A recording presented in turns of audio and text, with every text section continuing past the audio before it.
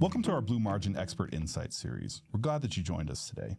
This series is for private equity and mid-market executives who want to use data and dashboards as a short path to increasing growth and profitability.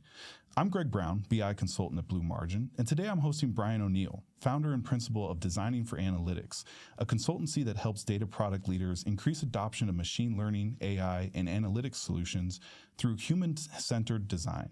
Brian has been a product designer and UX consultant for over 25 years, partnering with companies like Dell EMC, TripAdvisor, Fidelity, NetApp, Roche, and AbbVie. Brian has spoken internationally at multiple O'Reilly conferences, the International Institute for Analytics Symposium, Predictive Analytics World, and Boston College. Brian also hosts the very popular 5-star podcast, Experiencing Data, where he speaks with leaders at the intersection of design, machine learning, and AI, analytics, and data product management. Be sure to check that out, and of course, we'll link Brian's podcast in our show notes. Brian, I'm excited to have you here today to discuss how your world of designing for analytics intersects with real business results, and hopefully to pick your brain a bit about the role of strong data product design for mid-market companies. Welcome to the show. Hi, it's great to be here. Yeah, awesome. And Brian, just to start us off, tell us a little bit about yourself, your background, your value proposition, and who you typically partner with. Sure. Well, it's great to be here. Thanks again for inviting me on. My formal background's actually in music. We don't have to go into all that, but I do have another career as a professional percussionist and drummer. So I tour and perform with orchestras and all that kind of stuff. But along the way in college, when I was focusing on my music studies, I was learning about the web. And so there was actually a bassoon major living next door to me in my dorm.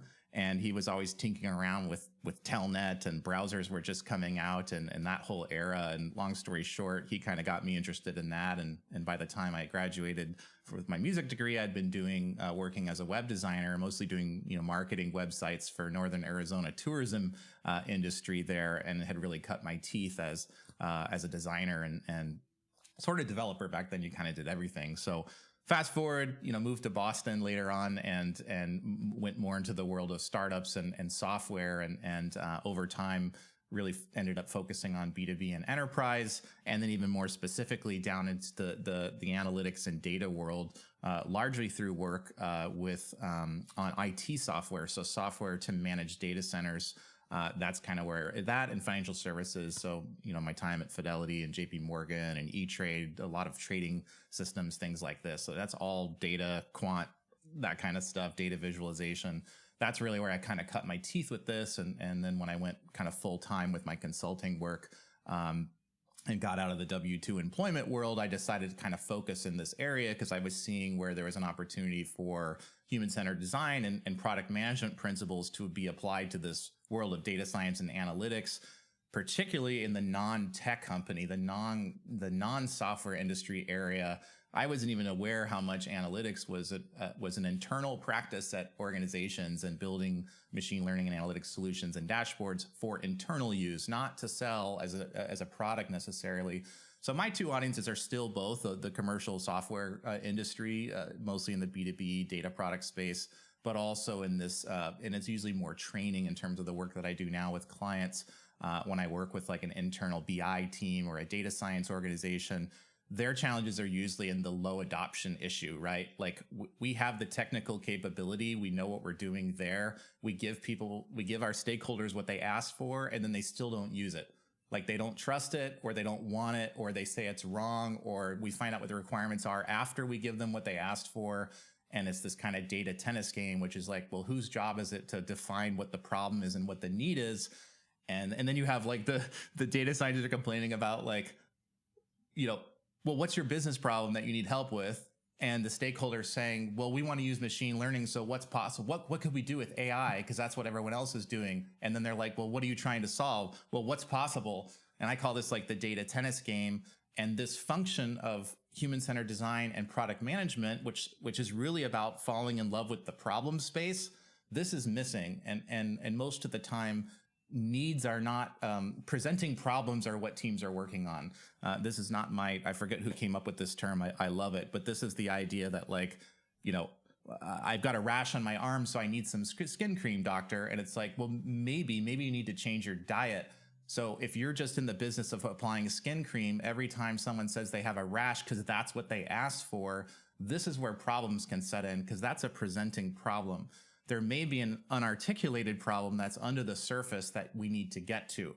And most of the time that's true. And this is where I think things tend to fall apart, is we haven't actually defined what the real need and the problems are. We're just taking the surface request and we're addressing that through a Jira ticket or whatever. And we're assuming that the person with the need knows how to specifically specify what it is that they need. And that's actually a team effort and a whole skill set that I think a lot of data product and data science leaders struggle with, is how do I get those unarticulated needs out? How do I, and design is the process of doing that. Design and product give us tools for doing that, but that's the start of where things start to go wrong with a lot of these teams when they're struggling, in my opinion. So that's kind of the monster that I'm trying to attack with all of my work and help companies with, is this low adoption that, as I always, tell my audience, low use is bad for you, the maker, it's bad for the recipient. It's just bad for everybody, because someone just spent money. They didn't get what they wanted. Your tech didn't get used. So if you're a data scientist, you spent all this time building a model that's going to go on a shelf. Maybe you can write a paper about it, but you didn't get any usage out of it. Over time, that's just bad for everybody. So using these different tools is actually something that's good for everybody. You're becoming focused on outcomes instead of outputs, which is about, when someone asks for a dashboard, right? They don't really want a dashboard. And my LinkedIn says, like, nobody wants your machine learning and analytics. They don't. They want something that's downstream from that.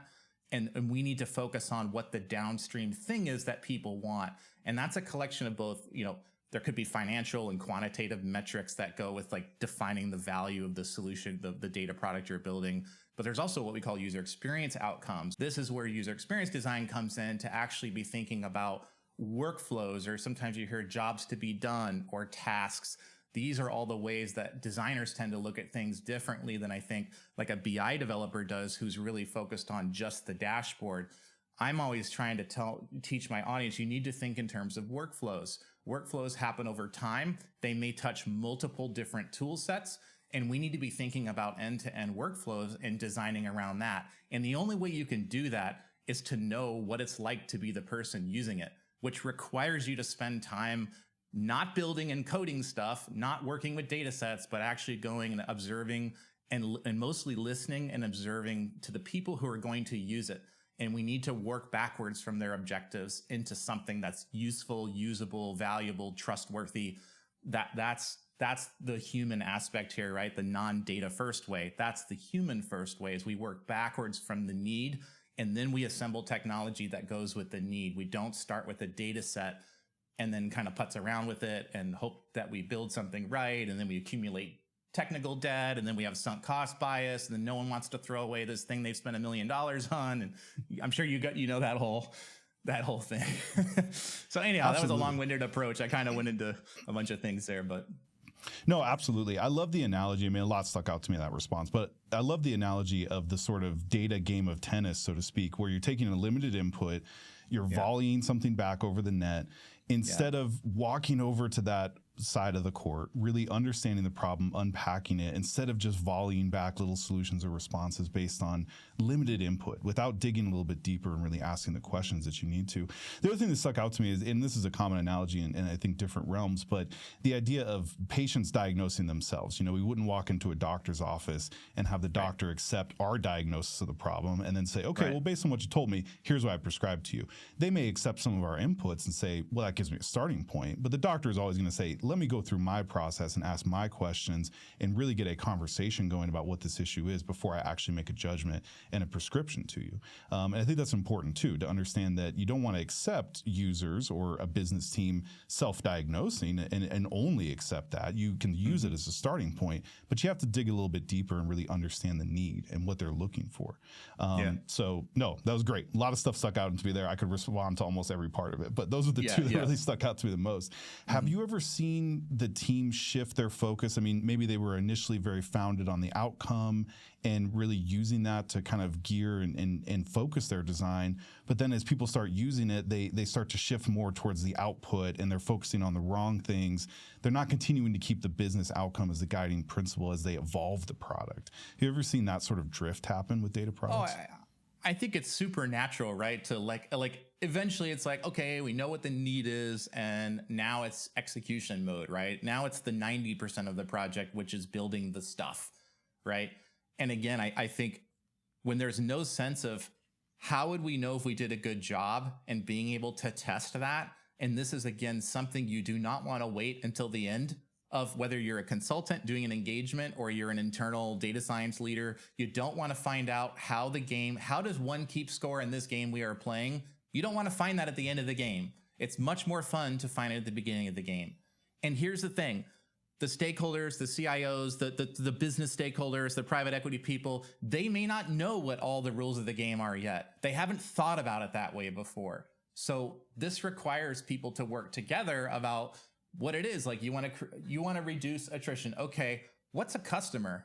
Well, what do you mean, what's a customer? Well, we actually have 15 different statuses for customers. We have people that left and came back. We have current ones. We have people that paused their accounts, but they haven't left. We have people on $5 a month plans. Like, oh, I didn't know that. Like, great. So let's come up with a definition of what a customer is. You know, all this stuff, right? But the point is the parameters for the success of the project need to be defined up front, and clear ways and clear language that everyone can understand. And they usually don't include words like machine learning, or we used Bayesian whatever, or we used this method, or Azure, or those words generally do not belong in those things. If you're there, then you're probably back to talking about technical outputs again. So the drift is normal, but I think if you're having regular check-ins and you know how you're going to measure along the way, so you don't go way off into left field, spend all this time and money and find out just how far off things are.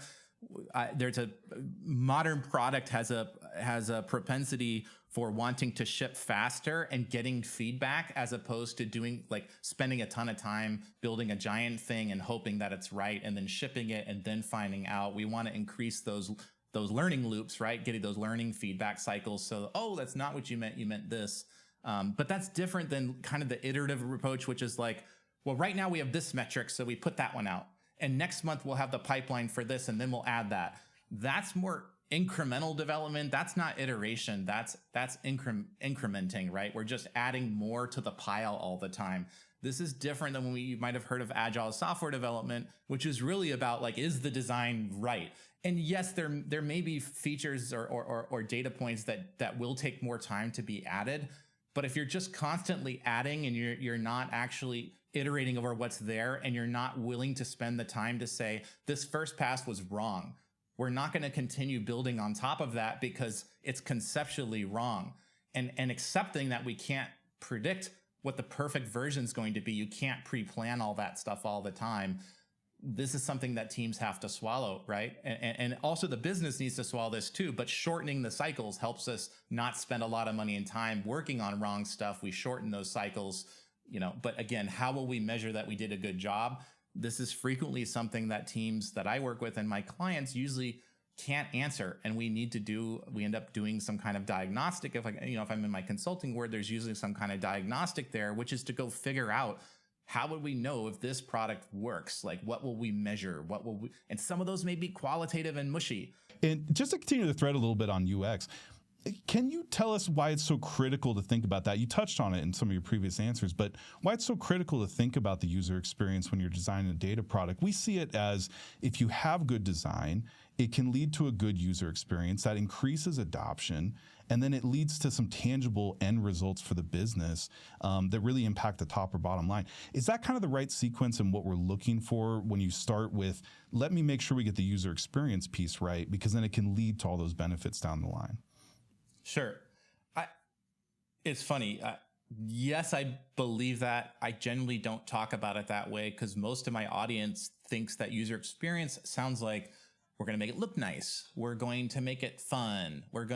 It's this extra thing you do to take it from good to great, right?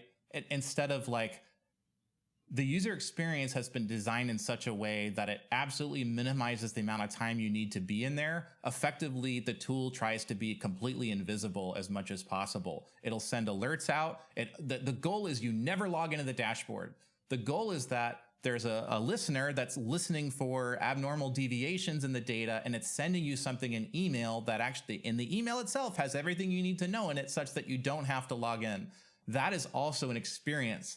right? And even knowing that like, oh, people don't really want to use this. It's like, well, why don't you want to use it? Like, is it, there's something about like, I don't like having to talk about the numbers because, I don't know, my bonus is wrapped up in this or whatever, versus the old tools sucked and it took my life from me. Like, I can't stand it. What's behind the I don't want to use it stuff? Is it a perceived labor? Is it the domain information? Is it personal risk? Like, these are all things that designers would be looking for and then incorporating into the solution where possible. So good data product design, and I would argue good even for enterprise, most of the time is about getting out of the way.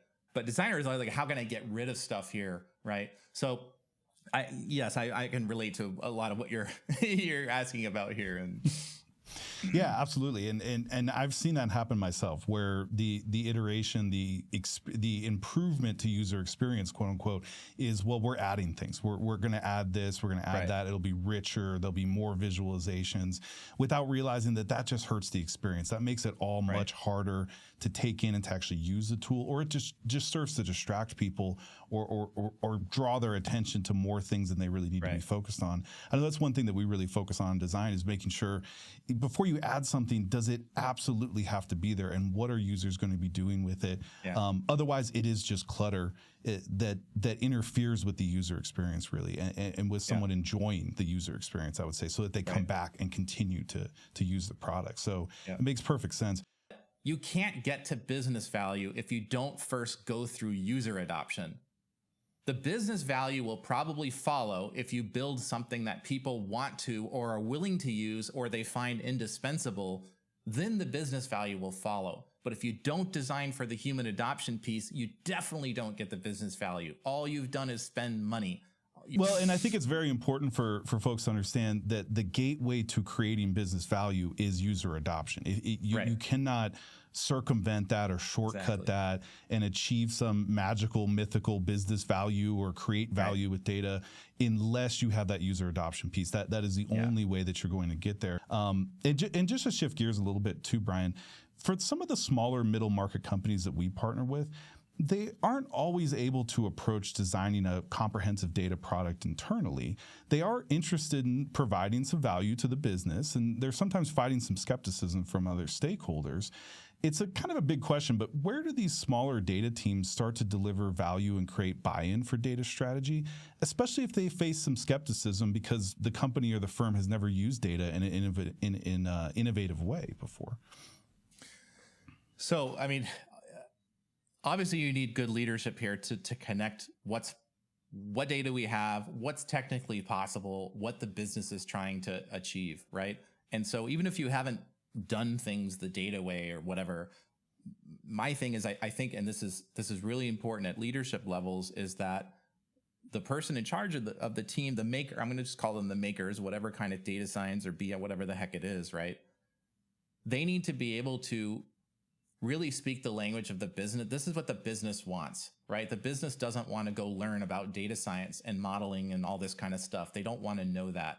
What most of them want is they want a team that can relate to what their needs are. And so this is a skill that I think a lot of data teams do not have, which is this consultative and research-oriented skill set to go and translate what the business is trying to do back into data product work. That this is really important. So there are ways to get better at this. I kind of have this theory that I think a lot of particularly in the data science side, that this community tends to be somewhat introverted. And one of the things I teach when I teach doing qualitative research or one-on-one listening sessions and qualitative interviews is that the good thing here is it's mostly about listening. It's not about talking. It's just listening. And so if you can ask good questions here and look at the questioning of the person, not as challenging this leader, but you're actually helping them get to what they actually need. It's a process of peeling the onion back together by just asking guided questions to get to the unarticulated needs. We need to do this kind of work in order to design good stuff. And you don't have to talk a lot. It's mostly about listening. No, that's great to highlight, Brian. And I love that. You have to use that as your guiding principle, and your starting point is what's keeping you up at night? What is the pain? What are we solving for? And I think that's the first step in terms of the business team saying, well, this might be something that I actually adopt. We might be on the right track here. So I'm going to see what we produce, what comes from this. But I feel like we're approaching this the right way. I think that's the most important way to start creating some buy-in at the outset of it, and to make sure that you understand what you're solving for, of course, too. So Brian, what's next for you? What's on the horizon for you in 2023? And for those that are looking to connect with you further, what's the best avenue? Yeah, so I have the podcast. It's called Experiencing Data. And I've got a mailing list I write over at designingforanalytics.com. Twice a year, I run a public seminar called Designing Human-Centered Data Products. This is for data science leaders, data product leaders, BI leaders. It's basically like, how do I go do all this stuff and make it immediately applicable? So that runs in February and September. I'm actually launching a community this year called the Data Product Leadership Community. For now, the DPLC. It's probably going to change names, but I'm actually trying to create a place here where there's going to be different perspectives here from the user experience design world, the product management world, the data science community, and probably some engineers in there, but it's people that are trying to use this product orientation in their work to actually make sure that all this stuff we can do with machine learning and analytics actually gets used and creates some value here. So those are some things I've got on my horizon. That's awesome. Looking forward to hearing updates on all of that, Brian. Sure. And want to thank you again for joining us here on the show. We enjoyed getting a chance to host you today. And again, would encourage everyone to check out Brian's podcast, Experiencing Data, which we have linked in the show notes. Thanks, everyone.